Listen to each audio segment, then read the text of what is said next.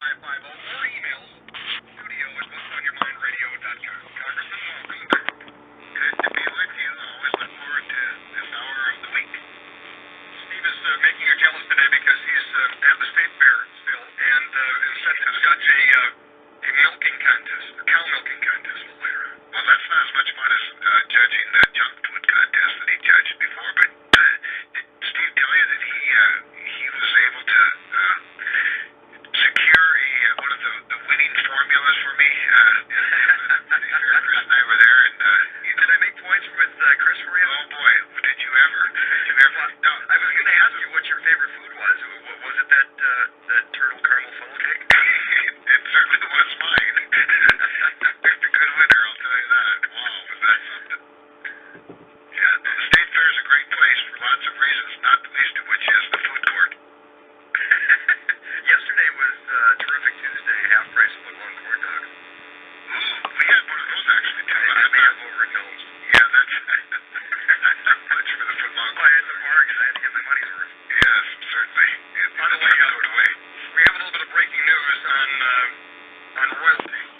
Not kind of the royalty of Prince William and Princess Kate, but close. Minnesota Twins catcher Joe Mauer and his wife Maddie had baby girls today. Twin baby girls. Yeah. Oh, Maddie? Yeah, interesting. I didn't even know he was married. You didn't? Oh, yeah. Yeah.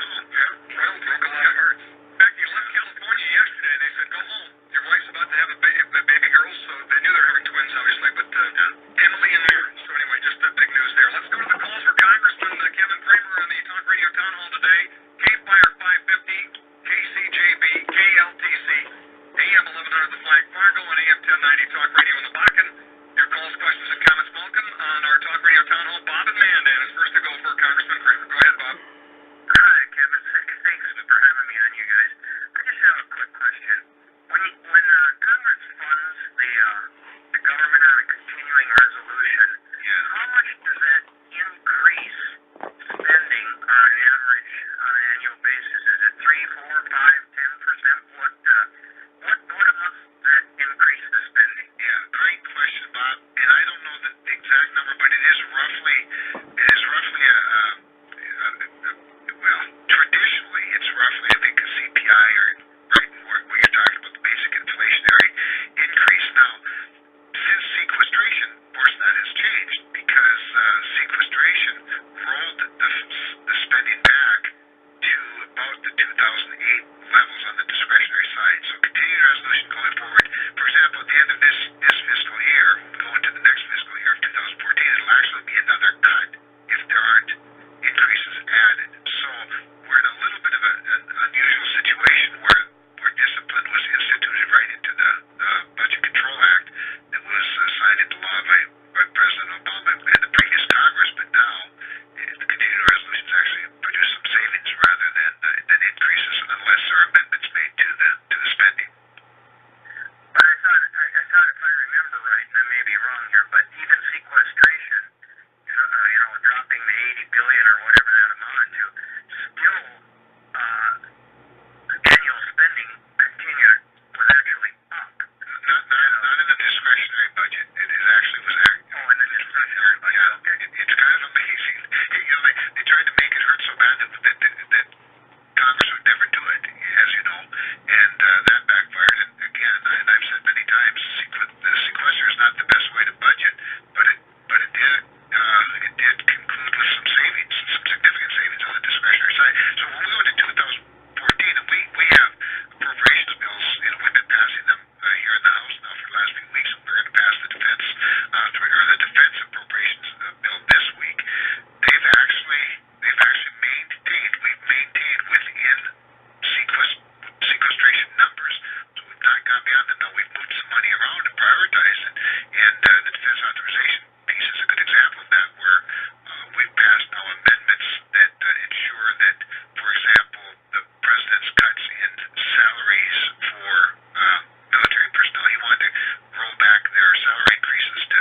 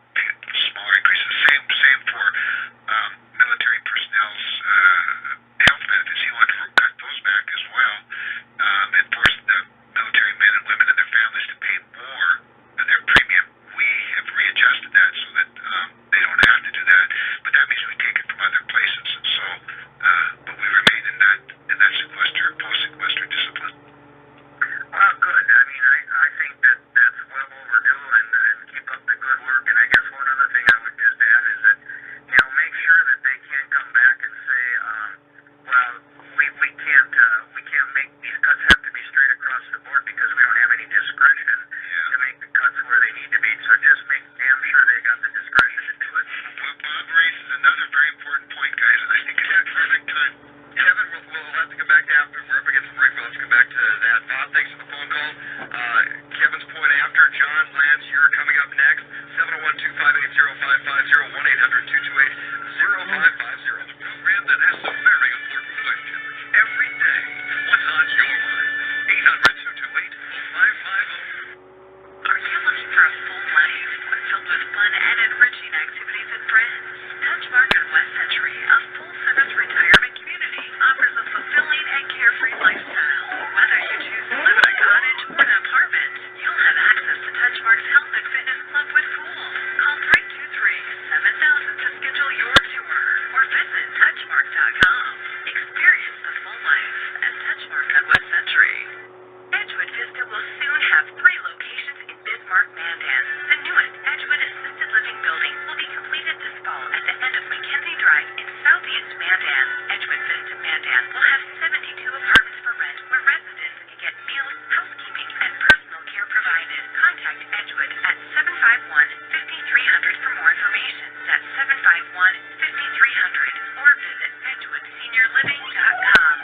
Have you heard the warning from the dead doctors don't lie guy? Talking about Dr. Joel Wallach. He says if you have a 4-inch medical chart, if you take prescription drugs for high cholesterol or high blood pressure, arthritis, joint pains, or other health issues, the medical profession is failing you. They're using you for an ATM machine. That's what he says.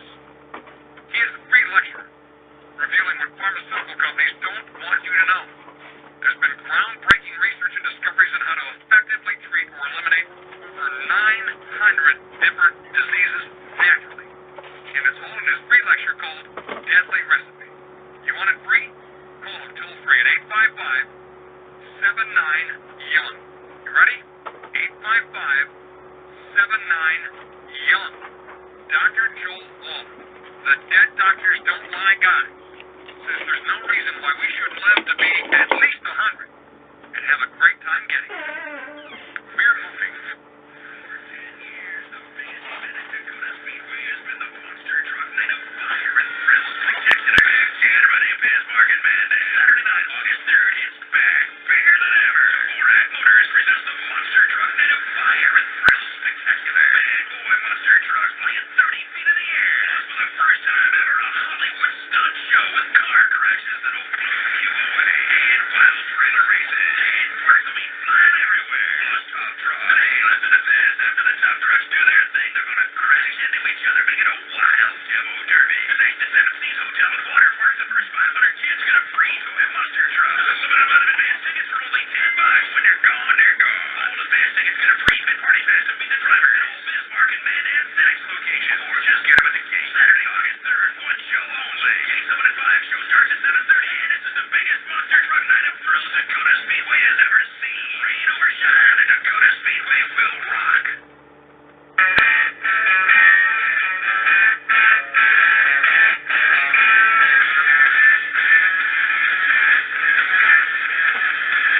It is the Talk Radio Town Hall, our weekly chance to catch up with Congressman Kevin Cramer, who graciously clears his schedule for an hour to take your phone calls on any and all issues. 800-228-0550, 701-258-0550. Excuse me. Yeah, I'm doing the phone clear earlier. Get the video water. Studio at whatsonyourmindradio.com. Okay, Lance and Williston. Oh, wait, I want to get Kevin's point to question. Bob made a very important point about sort of indiscriminate cuts based on sequester versus more targeted cuts and giving discretion, especially to the Department of Defense. And we've done that. We did that, in fact, the last go around, and we're doing it again with the authorization and the appropriation. The problem is that what we've noticed is that even the Pentagon, as much as anything, have imposed sort of maximum number of furlough days on maximum number of civilian employees, for example, sort of making more political statements than looking for permanent long-term cuts, and that's been frustrating for Congress. And so, we're really in this particular appropriations bill that we're working on today and probably passing it today, if not tomorrow. We're really trying to discipline that and say, hey, listen, we need the infrastructure to be sound. We we need them to make tough choices, which functions are we no longer need or can't afford, and target the civilian workforce across the board for those, really postpones the critical analysis that we expect the leadership at the Pentagon to make. So we just can't have that anymore. So we actually put an amendment on and passed last night that doesn't allow the department to do that, but rather gives the department a strong vote, really of no confidence, if they're going to continue to use furloughs and indiscriminate across the board cuts rather than targeted permanent cuts to deal with the shrinking budget. Congressman, how common is it that different departments, which you trust would balance a budget, manage a budget the way they should, just like I look at it as running a business, how common is that these departments in Washington get caught up in the political scheme of things and are making statements rather than doing the task at hand and balancing a budget that they're handed? It's far too common that they play games with it, and the folks up in Minot have probably witnessed it as much as anything, and I think you've had some calls from some of the civilian workforce in Minot. They've called this show and they've challenged me on this topic, which is why I supported this amendment in the appropriations bill that's, lets the Defense Department know, and I've taken it up with everybody from, the strike force commanders all the way down to, to the colonels that are on our bases and saying, look, we can't have these indiscriminate across the board, furloughs, and this is, by the way, beyond their pay grade, just so you know. These are not our generals and colonels making the decisions on the field, out in the field. It's at the Pentagon. We've got to look for permanent, long-term, low priorities that we can cut forever, not indiscriminate across the board furloughs, because when you do a furlough of a number of employees just across the board, what you're saying is that this isn't permanent. Well, this is permanent. This is the new normal. This is the new base. We don't do a new baseline. We're not just going to, keep doing this across the board stuff. So find the priorities and then cut the low priorities altogether. And don't expect us to come bailing out every year. Back to the phones here, Lance and Williston. Thanks for waiting. You're next for Congressman Kevin Cramer. Thank you for taking the call. I just had a quick question on the abortion issue. I'm right now in North Dakota, which isn't a federal issue at the moment, but there's a lot of talk abortion being pushed to the Supreme Court. Personally, I have zero faith in our Supreme Court anymore. And my question is we're always hearing about how abortion is a constitutional right. I believe that most of your pro-life people would say that the right to life should come first. So what is the steps that need to be taken in order to amend the U.S. Constitution to protect life at whatever level, whether it be conception or a detectable heartbeat? Sure. How many states are required to sign on that in order for it to become an actual constitutional amendment? Sure. Guys, this is a great question Lance raises, not only about abortion, but about the Constitution and amending the Constitution and what role Congress plays in that, as well as the states themselves. And it's a very heavy lift. Let's put it that way. It's a very heavy lift, and we can probably post something or get something more specific with regard to the entire process of amending the Constitution. In the meantime, though, Lance, one of the things I would say is what is happening, and where I think we have a chance, even with the courts, and I appreciate that it's getting harder and harder to have faith in our Supreme Court, but that's why the issues of things like the viability of the fetus, for example, became the new standard for life. The most recent bill that I just voted on and was a sponsor of here a couple of weeks ago was the fetal pain bill, which they recognize that at 20 weeks we have science now that demonstrates that the baby can feel pain, and so that's becoming that's the new standard. And if we get a law passed that'll be a new test, and science, it's really science and health science as much as anything that is helping us demonstrate that the viability of this person that has these rights ought to be considered. And because anytime, if you're going to overturn, for example, a previous Supreme Court decision, you have to have new facts. Well, science is providing us these facts, and what we're finding is that, over the last 40 years, the country has never been comfortable with Roe versus Wade. That's not to say there aren't people that on all sides, obviously they are, it's a passionate debate, but generally over 40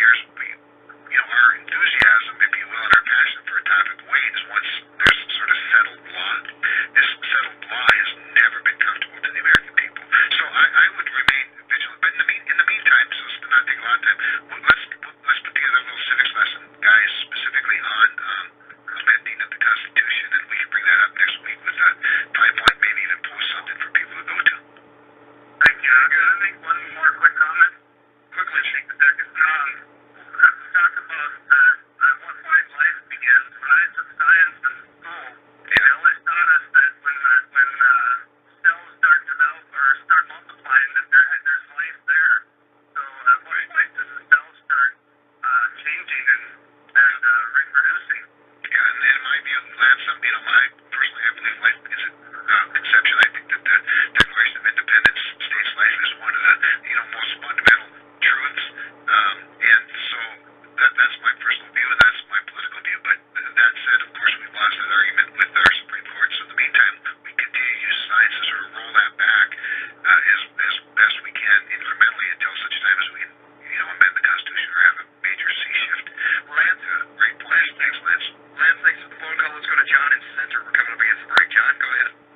I just wanted to comment. I want to ask Mr. Cramer if he plans on voting yes on the amendment to the defense bill that would pull back what the government can spy on us about. They altered those to the Constitution, and the Patriot Act and NATA, as far as I'm concerned, and a lot of people, it was unconstitutional. And we know after what Snowden put out there that they've gone way beyond what it was intended for, and now there's an effort, bipartisan, Democrat and Republicans, to put an amendment in to pull it back. Is he going to vote yes on that amendment or no? Just a simple answer, yes or no. Is he going to vote on the amendment to pull back what they can do as far as spying on us? All right, John, hang on for your answer, because a simple yes or no will have to wait till after the break. We're up against the break with Congressman Kevin Cramer. More of your calls coming up. Please listen. Call 800-228-0550 and tell us what's on your mind.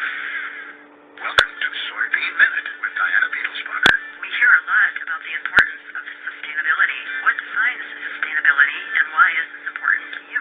Sustainable agriculture is an integrated system of plant and animal production practices that satisfies human food and fiber needs, enhances environmental quality and the natural resource base the agricultural economy depends on, and makes the most efficient use of on-farm resources. Consumer demand for sustainable products is at an all-time high, which has manufacturers looking to source ingredients that are sustainably produced. Since soy is used to make so many products, like food, feed, and fuel, sustainable soy is a hot commodity. Your efforts to produce sustainable soy will help protect your freedom to operate, increase soy sales among customers that demand sustainably sourced ingredients, and boost your bottom line. This message is brought to you by the North Dakota Soybean Council and the Soybean Checkoff. KFYR Radio time right now is 10:30. Back with us right now by popular demand. After 17 years in the home loan business, we have Jay Wandler online with us to tell us what's up and what's down in the home loans. Hello, Jay. Hello, home loan specialist, E&J Lending, member FDIC, equal housing lender. Neat thing about our company is the consistency factor that I've always offered over the last going basically on 17 years, where we save people money. I had clients that just called this morning. Sorry, Jay. That's okay. We're super good yesterday, so I'm starting to get used to it. But all in all, home loan specialist rates are great.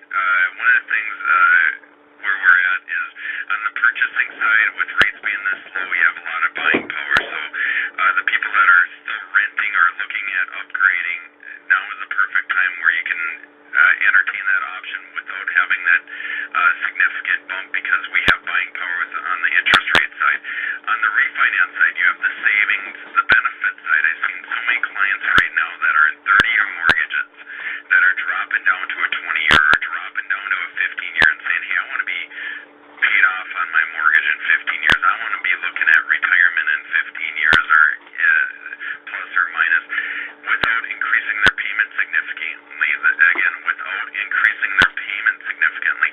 Everything starts with a free confidential phone call. Every time I talk to you guys out there, is always going to be about fixed interest rates, no prepayment penalties, so you can make extra payments. 250-8166. That's 250-8166. Again, 250-8166 over in Dickinson, 456 loan or 456-5626. Everybody out there have a great and safe one and enjoy life. Okay, once again, our pleasure, Jay Wandler from E&G Lending. More coming up here on KFYR every day.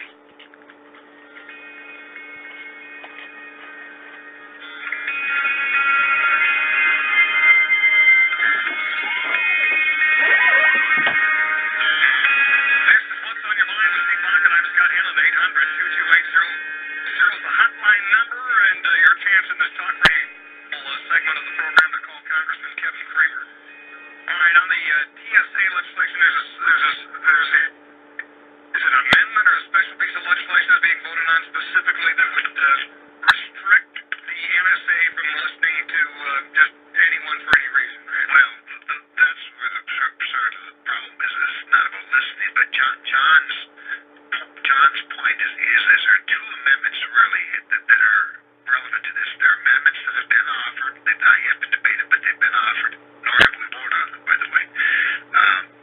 That would rein in the NSA's authority here, and they're amendments to the Defense Appropriations Bill, as I said, that we'll be voting on this week. One is called the Nugent Amendment, and what it does is it ensures that none of the funds in the appropriations may be used by the NSA to target a U.S. person or acquire and store the content of U.S. persons' communications, which includes, of course, phone calls or emails. The other amendment, and this might be the one that John is more familiar with because it's gotten a great deal of publicity in the last day or two, it's called Amaj Conjur's Mulvaney Polis Massey Amendment. That's, of course, named after the amendment's sponsors, Amaj being the main author of it. He's a Republican from Michigan, right?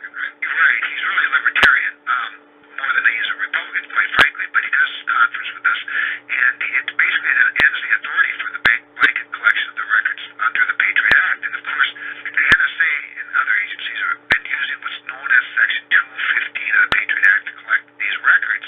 And there is considerable debate about whether the Patriot Act, whether Section 215 actually allows this. This is a greater dragnet, if you will, than most people certainly are comfortable with, certainly than John is, and frankly than I am. I want to answer John's question, and he wants a straight up or down answer, and I'm not going to give him that because I haven't voted on it yet. I tend not to give these answers too much before the votes because we're always open to some persuasion, I suppose. But General Alexander, the NSA came to the Hill yesterday, did a 2-hour briefing, very hastily called briefing, and it was a classified briefing, and this is exactly what members have been looking for. And we've been getting more and more classified briefings on this project, on this program, but we're not getting much more comfortable with it. And he talked about a number of cases that have been solved as a result of this dragnet. Very few that can be talked about publicly, so I'm not going to talk about any of them because it's easier to not talk about them than it is to talk about them. None of them gives me a great deal of comfort, guys, because here's the point. They've been collecting billions and billions and billions of pieces of data on to phone records and whatnot. Yes, they don't listen to them, and and they're not interested in listening to them, and I believe that because who's got time to do that in the first place?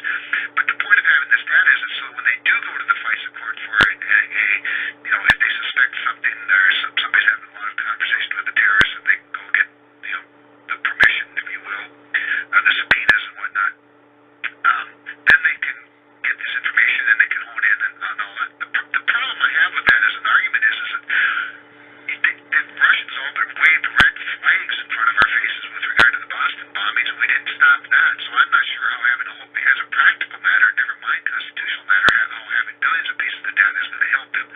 I will tell John that I'm leaning toward voting for the amendment. That's where I'm leaning at this moment, but I want to continue the dialogue not only with my constituents, but obviously with intelligence officials and other members of Congress to see if we can't get to a comfort level someplace that allows the NSA and our Defense Department, Homeland Security to keep us safe without infringing so heavily upon our constitutional rights. But John will know how I vote when I vote, and maybe I'll announce it prior to the vote, but it will be within hours, to say the least. But I am leaning toward voting for the amendment. John, thanks for the phone call. Let's move on. 701-258-0550, 1-800-228-0550. If you have any questions for Congressman Kevin Cramer with the word from Washington, you did mention another amendment, but I do want to ask you a little later if we have time on how the Bakken Amendment's doing. So not the Nugent Amendment. We'll come back to that. Let's go to John in South Dakota. What's on your mind today? Yes, thank you for having me on. I was just wondering why the natural gas, we're not processing that more for our cars or selling it across seas. In Europe, they're paying $20 to $40 a cubic. We're paying $3. There's one plant in the United States that processes the natural gas, turns it into a liquid. And I think as of right now, we cannot sell it legally across seas. Why are our cars on natural gas? And why are we funding an ethanol program that's proven useless the last 20 years? years. That's all it's doing is negative things, driving up food costs, driving up cattle costs. You know, I don't understand. Okay. Great points, great questions. Now, going strictly to the liquid natural gas piece of it, you were exactly right. It's as cheap in the United States, and by the way, we produce it cheaper than anybody right now. We would have believed that 5 or 10 years ago, and they're paying a lot more for it other places. I believe the opportunity that exists with liquid natural gas, in our country, exists largely for export. That's where they get the higher price. There's a great demand, and if we don't get into that business soon, we're going to miss it because it's a global commodity that's very competitive. And what's holding that up simply is the permitting by the Department of Energy for liquid natural gas export terminals on our coasts. And I questioned Secretary Moniz about this a couple of weeks ago at an Energy Committee hearing, and we're trying to push him along as fast as we can because there are a number of permit applications where the public comment period has run its course, and there's really nothing that should hold them up other than politics. And so we're urging them to get as many as 10, 20 export terminals up and running so that we can export our natural gas and use it for where it is, sell it where it is. There's a high demand for it. With regard to automobiles or using it as a transportation fuel, there's a lot of potential for that. You're going to start seeing more of that. The challenge, of course, in the United States is the basic infrastructure, which is why you're seeing more and more trucking companies and fleets. In fact, I just asked a couple of people, I asked a major railroad about it yesterday. I asked a transportation company about it a couple of days ago, and they're all experimenting with using it in their fleets. That's how I think you'll see it emerge incrementally as part of fleets who can put in the infrastructure to utilize natural gas as a fuel for transportation. John, thank you for the call. Appreciate it. Let's go to Jason in Fargo. Who's next? For Congressman Kevin Cramer at 800-228-0550. Go ahead, Jason. Jason, are you there? Jason might be typing with, but email to me. Typing and driving, yes. He might be emailing his question. We'll come back to Justin. You're next for Congressman Cramer. Go ahead. Good morning. Yes, the previous caller had asked about amending the Constitution in regards to this issue. I believe the answer is found in Article 5 of the Constitution, where it describes 2 different ways to amend it. One is by a 2/3 vote of the House and the Senate, later ratified by 3/4 of the state legislatures. There is a second way that can be done, but it's never been used, which 2/3 of the state legislatures would convene a convention, propose an amendment that would later be ratified by 3/4 of the state legislatures. The whole problem with the Roe versus Wade is that it, I believe, unconstitutionally removed the jurisdiction from the states in regards to the issue. The Constitution is based upon enumerated powers. You'll find no enumerated power in the U.S. Constitution to give the federal government to have anything to do with the abortion issue. And Betty Brown nailed it earlier when she explained that this would not even be an issue if there wasn't a federal overreach and outside interest coming into North Dakota trying to tell us what to do. Right. And Justin is exactly right, and that is the civics lesson. And you can see how heavy a lift that is, which is exactly why when you go back to Roe versus Wade and Justin's point about it being an overreach in his opinion, the problem is once the Supreme Court rules on something, that is the only way to undo that is to either amend the Constitution or to have new facts, which both tracks are important. But when you consider 3/4 of the states, remember Roe versus Wade, prior to Roe versus Wade, it was a state's issue. And so what I worry about, Justin and Scott and Stephen and pro-life friends, I don't know, our culture has shifted so much in this country that even state by state, we're still going to have, if you were to overturn Roe versus Wade and return it back to the states, you're still going to have rampant abortion on demand in many, many of our states. And so that's why I say that the more we can sort of use science on the one side to keep proving the viability issue and the life issue, while at the same time trying to change the culture and perhaps the Constitution if we're able to get that lifted done. I don't see it happening in the Congress, and I'm not sure I see it happening in 3/4 of the states. But that's what we need to sort of do it heart by heart, community by community, state by state, while maintaining the vigilance on the constitutional front to do what we can. Because I do think that America is shifting. We're becoming more pro-life. I think the poll pretty overwhelmingly. I did thanks for the phone call. You talked to Congressman Kevin Cramer,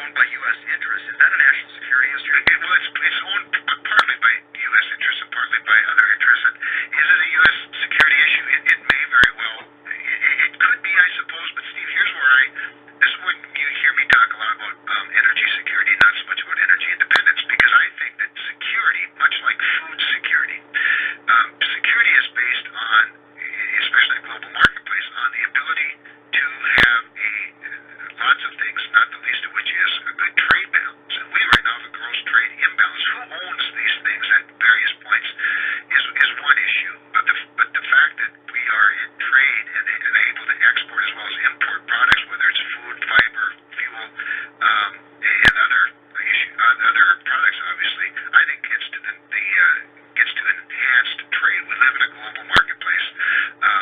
Yes, we protect our energy supply. Every sophisticated country in the world does do that, just like we protect our food supply as a matter of public policy. I sort of have mixed feelings about how much ownership a foreign entity could have in a processing facility in the United States. But this is why I think we need a lot more of them. By that I mean a lot more facilities. We need to start permitting these facilities. A lot of these facilities were already under construction previous to the boom for taking liquid natural gas as an import. Now we're shifting them and making them, hopefully for export. So if we had 10 or 20 of them, then we dilute the influence of one, single or a couple of foreign owners. Larry in Underwood, let's get you in here, Larry, quickly for Congressman Cramer. Larry, are you there? Hello, Larry. All right, Larry's up, but we're not hearing from him. Jim and Dickinson, we'll go to you next, and Larry, if you're still there, go to you as well. After we come back from a break, we have an email question about a Benghazi investigation. We have a question on student loan rates and what to do with the Senate's inaction on that. All when we come back with Congressman Kevin Cramer. Don't go away. Scott and Steve will be right back with What's on Your Mind. Call now, 800-228-0550. From the very beginning, our founding sisters recognized that if Larry College was to be successful, that it was a collaborative effort. And they looked to the community. It was just a handful of sisters when we think of that beginning faculty, but quite soon they were looking to the community for leadership, so the collaborative spirit was what made possible the growth and, in fact, the University of Mary that we know today. Right now, at your one Buick GMC Cadillac, you can own a 2013 GMC Sierra at the lowest price of the year. 0% financing for 6 years with approved credit, or savings up to $9,750. See dealer for details. The industry's best pickup coverage includes 2 years of maintenance, 3-year bumper-to-bumper warranty, and 5-year powertrain warranty. Save right now on a 2013 GMC Sierra at your one Buick GMC Cadillac or online at your1cadillac.com. We are professional grade. When Method Consulting speaks, anyone doing business in the Bakken listens. They provide their clients with the most reliable, accurate, and effective eyes-in-the-bed geologic analysis possible. We're talking a little bit about doing business in the Bakken today with Kathy Nesset of Nesset Consulting Services. Kathy, talk about what's happening all around us. Crazy. I could not have imagined in my wildest dreams that we would be at quite this level of success and activity in western North Dakota. It's just absolutely thrilling. I'm glad to be part of it. I think it's just terrific what's going on. Sure, there's obviously, repercussions. There are things and issues to deal with. But generally speaking, I think this is just a huge success and boom for North Dakota, Montana. Method Consulting Service in the heart of the Bakken. From the oil capital of North Dakota, Tioga. Call them at 701-664-1492. Go to NessetConsulting.com or find the link at PocketBeacon.com. Join other KFYR listeners on a real Hawaiian farm tour. You'll see all the popular highlights on this 13-day 4-island vacation, plus farm sightseeing. On Kauai, you'll tour the Ludgate family farm, specializing in timber bamboo, vanilla, cacao, Tahitian lime, and papyrus.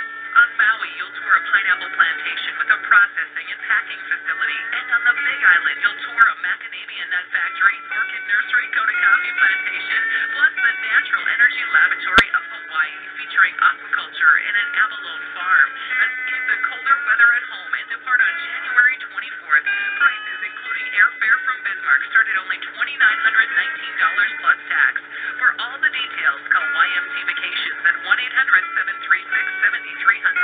YMC has specialized in Hawaii since 1967. Call today, 1-800-736-7300. That's 1-800-736-7300. It's the 4th annual Door Rock and Roll Super Sale extended all week by popular demand. Get ready for extreme discounts and all the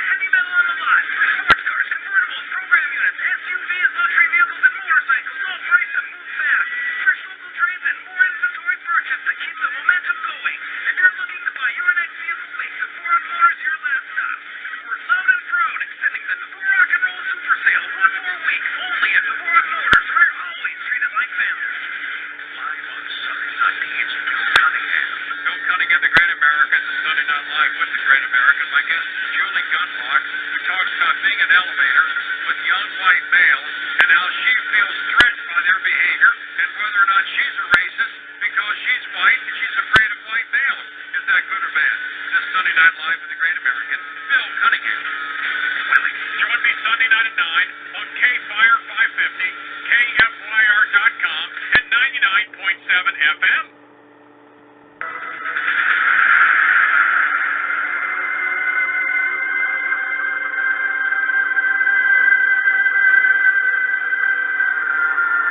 This hour, What's on Your Mind, brought to you by Green Technologies. A leader. Nothing like being a leader, is there? A leader. And mobile. Technologies, fracking, as well as drill and dry. Drill and dry, of course, is their product exclusive distributor, the best all-natural absorbent product specifically produced for oil field applications. So for mobile water filtration and oil field absorbance, Green Technologies, call them at 855-246-4312. Okay, Larry in Underwood, waiting the longest here to chat with Congressman Kevin Cramer. Go ahead, Larry. See, I wanted to address the situation with some of the problems with security in the grass and fraud and that there. And I was just wondering, are you real serious about the prosecute corruption in the system? Well, it's not just prosecuting corruption in the system, Larry, but it's identifying it, it's acknowledging it. There are people that want to pretend it doesn't even exist, or that it's such a distraction to them because they viewed any discussion about fraud, abuse, waste in any system, whether it's Social Security, Medicare, or the Department of Defense, as some sort of an assault on the program itself. We're dealing with it right now with food stamps and the Farm Bill. So I'm serious about it. I think a number of members are. Our problem really is not the House as much as it is the Senate. We have, of course, legislation that's prepared to deal with that. We have a budget, a 10-year budget resolution that we have passed, and the Senate has as well. They're so far apart that it's hard to see one from the other. But I can assure you that what we do know is happening is that the budget leadership, both in the House and the Senate, of course, on our side, that means Paul Ryan and the Senate are in negotiations right now for a long-term budget deal. They would need to negotiate it well in advance prior to getting it to prior to going to an official conference, because if you don't get enough of the parameters done early on, you'll just be in conference forever. So I'm serious about it. I think a number of people are serious about it. I think one of the ways we can get to some real reform in Social Security, of course, is to have an open discussion about it. Thanks for the phone call. We need to pick up the pace a little bit as we're running out on the hour once again. Jamie in South Dakota, what's on your mind for Congressman Kevin Cramer? Good morning, Congressman. I was curious what your thoughts were and what's going to happen with the Postal Service. Well, the Postal Service, a number of things have happened, of course, with regard to some attempts at, enforcing some of the consolidations and whatnot. I'll tell you what, I think we need to frankly free them up a little bit. We talk too much about restricting them, and by restricting the Postal Service, we take away their market leverage in many areas. If you're in South Dakota, we're in North Dakota, we understand how remote some things are, for example, and we need to find some ways to allow the Postal Service to respond to the market forces more. For example, if we were to not allow Saturday delivery as an example, or not allow certain packages to be delivered, well, therein lies some of the greatest opportunities on the outside for the Postal Service to make money and subsidize some of the other pieces. So I'm not an expert on it. I do monitor it to a great degree. It sort of has fallen off of the radar in probably the last 2-3 months, for example. But a complete privatization of it, I think, is unlikely, at least for now. But I tend to be pretty bullish, realizing that they've got their challenges, got their problems. But I think some of the problems and challenges are probably created by our own restrictions on them. Jamie, appreciate the call. Here's an author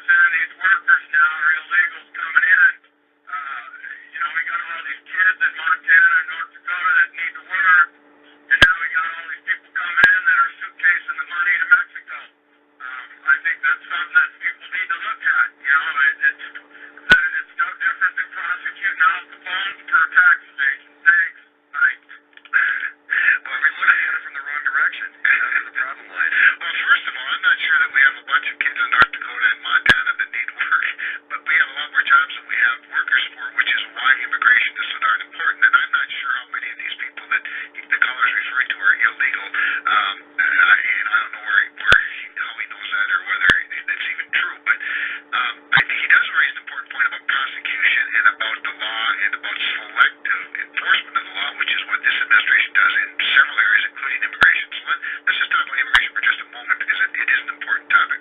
First of all, the House is not going to take up the Senate bill. That's off the charts. No way. It's not happening.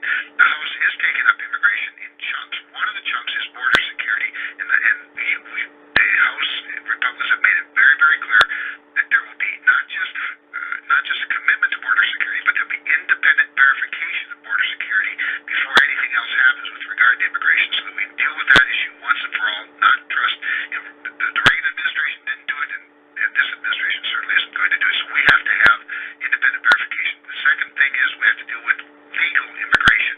We cannot deny that we have a legal immigration problem in this country because we do have jobs that are not being taken up by our own citizens in some cases because we don't have the skills. Do you know that in the United States only 16% of the legal immigrants that we allow into this country are allowed in based on skills or education or something that they can contribute to our economy? In Canada it's 60%, and in much of the rest of the world it's that high or higher.